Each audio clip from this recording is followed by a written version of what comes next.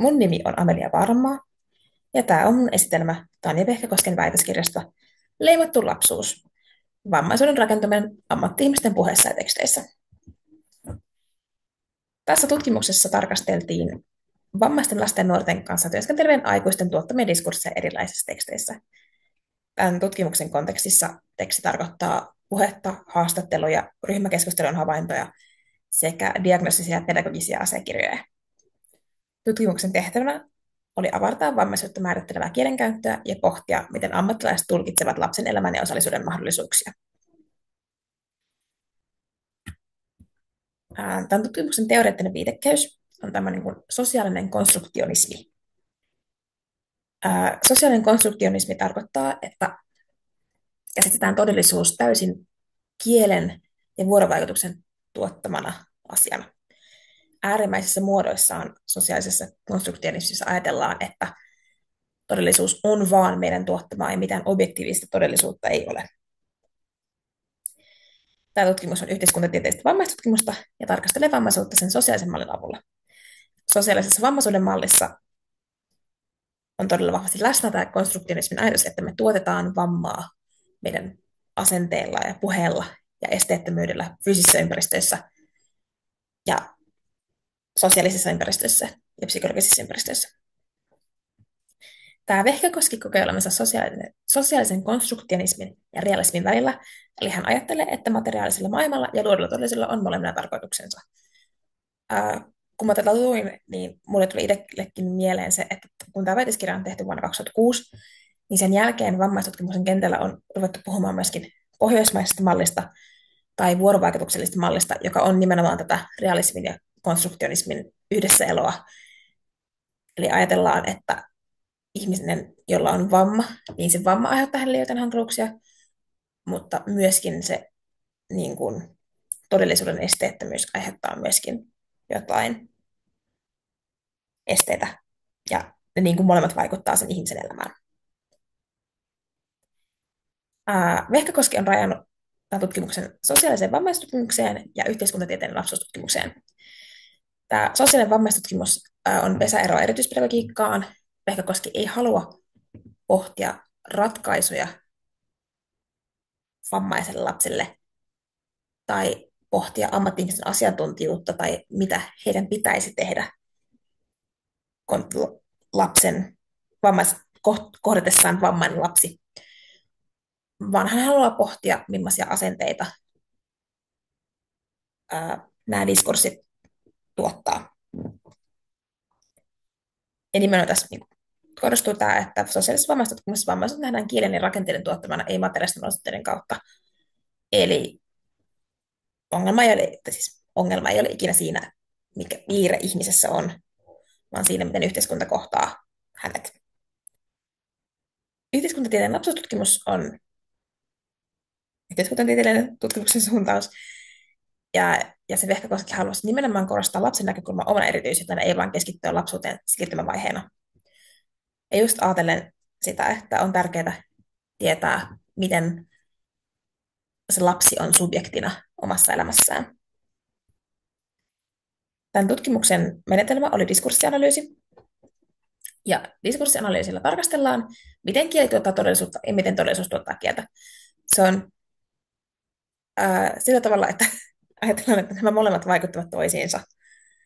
Ja se vähän riippuu diskurssianalyysin tekijästä, että kumpi vaikuttaa enemmän kumpaan. Diskurssianalyysissä näitä puhetapoja ja merkityksiä eli näitä diskursseja haetaan sellaista valmista ja tuotetusta aineistosta, usein haastatteluja tai tuotettuja tekstejä. Ja Vehkäkoski on tosiaan analysoinut haastatteluja ja diagnostisia ja pedagogisia asiakirjoja sekä ryhmäkeskusteluja niin pedagogisia keskusteluja, mitä on käyty ennen kuin lapsi on siirtynyt kouluun. Osa aineistoa käsitteli myöskin erillinen työryhmä, mutta suurin osa on Vehkäkosken analysoimia, mikä tuo just, mikä on ehkä pääpiirre diskurssianalyysissä, että diskurssit, mitä tekstistä analysoidaan, on tutkijan omia määritelmiä. Ja tutkija perustelee sitä tällä yhteiskuntatieteellisellä tutkimuksella, mutta ne eivät ole objektiivisia, vaan ne on subjektiivisia. Diskurssianalyysi ei tahtaa tilastollisen yleistyksiin, koska se on kvalitatiivista tutkimusta, mutta Vehkäkoski huomauttaa, että ne diskurssit, mitä siinä tekstissä esiintyy, niin rakenteet tuottaa niitä. Eli jos vaikka tekstissä esiintyy vammaisvihamielinen diskurssi, niin se ei ole olemassa tyhjössä, vaan me ollaan yhteiskunnassa, joka tuottaa tämmöisiä asenteita. Tässä tutkimuksessa on aika selkeää, miksi on päätetty diskurssianalyysiin. Vehkäkoski käyttää kahta erilaista diskurssianalyysin muotoa. Kriittistä diskurssianalyysiä, jossa siihen kieleen vaikuttaa rakenteet ja asenteet, ja kieli myöskin tuottaa niitä rakenteita. Eli niillä on tämmöinen dialektinen suhde, että molemmat vaikuttaa toiseen, niin kuin mä äsken kävin läpi. Että rakenteet tuottaa tapaa puhua, ja puhe tuottaa rakenteita, ja ne molemmat muuttaa toisiaan.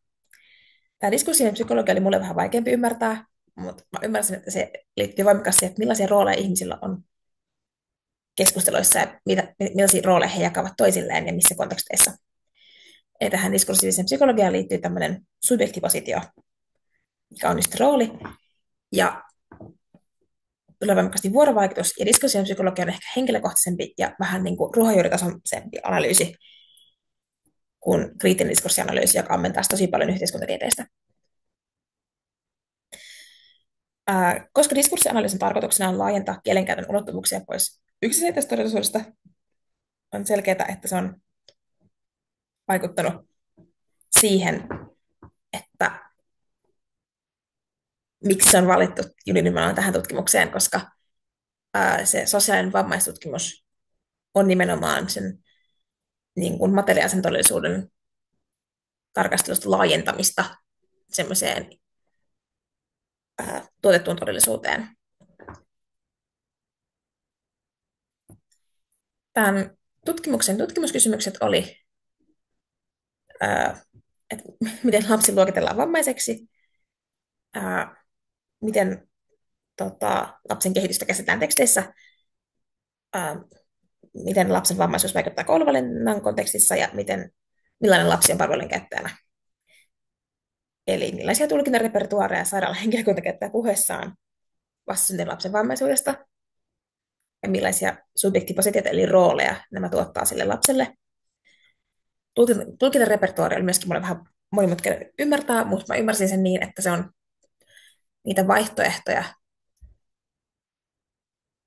eri subjektipositioista, mitä on siinä kontekstissa sille lapselle. Ja miten me ollaan rajattu, että mitä subjektipositioita ja rooleja sillä lapselle voi antaa. Ja nämä roolithan siis voi olla esimerkiksi just vammainen lapsi tai koulunhakija ja koulun haastattelija, lääkäri, potilas, tämmöisiä. Ja sitten tämä toinen tutkimuskysymys, että millaisia kuvia ammatti-ihmisten kirjoittamat tekstit luovat vammaisesta lapsesta hänen kehityksensä kontekstissa ja millaisiin teoreettisiin lähestymistapoisiin ammatti-ihmisten kielenkäyttö nojautuu. Eli miten lapsesta kirjoitetaan diagnoosissa ja pedagogisissa asiakirjoissa. Ja sitten pohditaan, että minkä kautta ammatti-ihmiset määrittävät vammaisten lasten kasvatuksen riskejä ja miten he päättävät, että missä kouluissa nämä vammaiset lapset saavat olla, mikä on heille soveltuva koulumuoto. Ja ihan viimeisenä eritellään, millaista maailmankuvaa ammatti-ihmiset rakentavat puhuessaan palveluista taloudellisen laman kontekstissa ja millaisia ideologioita nämä ammatti-ihmiset, millaisiin ideologioihin nämä ammatti-ihmiset nojaavat. Tässä on tutkimusaineiston esittely. Tämä taulukko on lainattu suoraan siitä väitöskirjasta. Tämä oli minusta tosi selkeä ja hyvä. Se on sivulta 38. Tässä näkyy nämä 4 osatutkimusta, joista on kirjoitettu erilaiset artikkelit, ja tässä näkyy, että millaisia nämä aineistot on. Ja minusta tärkeää on huomioida tässä se, että nämä aineistothan siis ei käsittele samoja lapsia, vaan esimerkiksi tässä toisessa osatutkimuksessa käsitellään vain yhden lapsen näitä dokumentteja, syntymästä nuoruuteen, olisiko se ollut niin kuin syntymästä 14 ikävuoteen. Mutta sitten näissä niin kuin on otettu huomioon näissä yksilöhaastatteluissa tota, eri lasten lääkärit. Ja nämä on eri lasten näitä kouluun valmistavia pedagogisia keskusteluita. Ei määritetty, mitä keskusteluja ne oli, mutta oletan, että jonkinlaisia niin kuin hoikstyylisiä keskusteluja. Ja sitten nämä on tämmöisiä pariryhmähaastatteluja. Ja täällä näkyy nämä ammattilaiset, ketä näitä keskusteluja on käynyt. Musta tärkeää oli huomata se, että siis Vehkäkoski ei itse ole ihan kaikki näitä haastatteluja tehnyt, vaan osa näistä aineistoista on ollut valmiita aineistoja. Tosiaan se, että se Vehkäkoski ei itse myöskään, tai siis hän on analysoinut suurimman osan aineistosta itse, mutta näitä ryhmäkeskusteluja on analysoitu myöskin tota, tutkimusryhmän kanssa. Muuten hän on täysin itsenäisesti toiminut. Toivoisin, että toi musta palkki katoaisi tuosta, että tämä näkisi paremmin.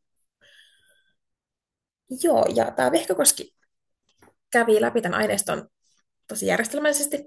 Se valitsi ensin semmoisen teeman, minkä kautta se etsi teemaan sopivia havainnointeja, ja sitten se laittoi ne havainnoinnit konteksteihin, ja sitten niistä konteksteista muodosti näitä repertuareja ja diskursseja lopulta.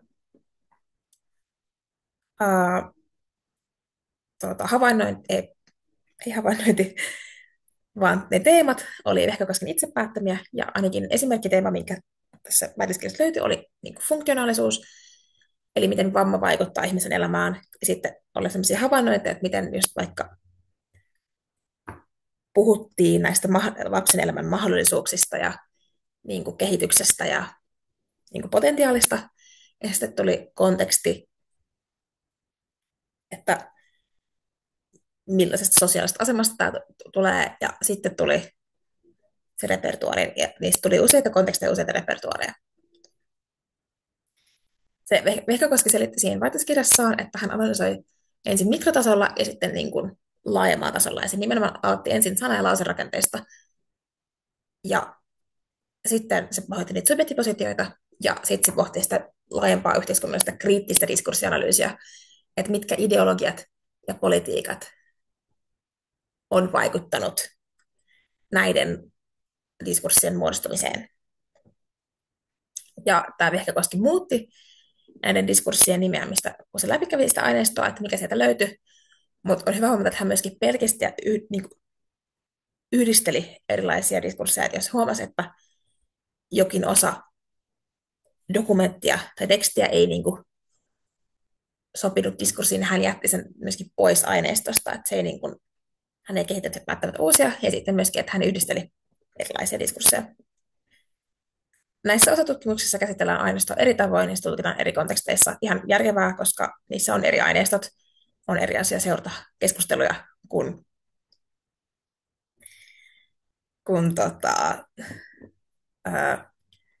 lukea tekstejä, niin kuin dokumentteja. Joo. Musta tähän paras toinen tutkimusmenetelmä olisi ollut mun mielestä etnografia, koska siitä olisi ehkä vielä paremmin saanut vähän semmoista kenttähavainnointia siitä, että millaista se on se vuorovaikutus niin kuin, lapsen ja ammatti-ihmisen välillä. Että onko niin kuin, millainen se vuorovaikutustilanne on, onko se lapsi stressaantunut siinä, onko se ammattilainen, miten se kohtaa sen lapsen. Mielestäni se on tosi kiinnostavaa. Ja siis kun etnografiassa keskeistä nimenomaan havainnot ja haastattelututkimus, niin tässä olisi ollut todella paljon mahdollisuuksia olla läsnä siinä havainnoimassa, etenkin kun se havainnoin niitä ryhmäkeskusteluja. Ja mä koen, että se olisi ollut paras toinen vaihtoehto tälle tutkimukselle. Mutta musta on silti siis ollut tosi järkevää tämä diskurssianalyysi. Sehän Vehkäkoskihan siis, sehän ei erittele sieltä, mikä on oikea tai hyväksyttävä diskurssi, vaan mitä sieltä tekstistä löytyy. Ja musta on tosi tärkeää, että on niin kuin Tämä diskurssianalyysi tehty niin, että vaan että huomioidaan, että miten me puhumme vammaisista lapsista, heidän tulevaisuudestaan, heidän elämänmahdollisuuksistaan. Ja tai olisi ehkä jopa tämä etnografia, jopa niin kuin jatkotutkimus, että miten me kohtaamme vammaisen lapsen. Joo, ihan super mielenkiintoinen tutkimus. Olen tosi tyytyväinen, että valitsin tämän. Tässä mun lähteet. Käytin tämmöisiä pohjan toi väliskirja ja sitten on toi laadullisen tutkimuksen verkkokäsikirja tuli käytettyä sekä sitten lopulta tämmöistä diskurssianalyysin yleisteosta, mikä oli kyllä tosi kiinnostava. Yes. Kiitos paljon ja nähdään toivottavasti työpajassa. Mukavaa kesää.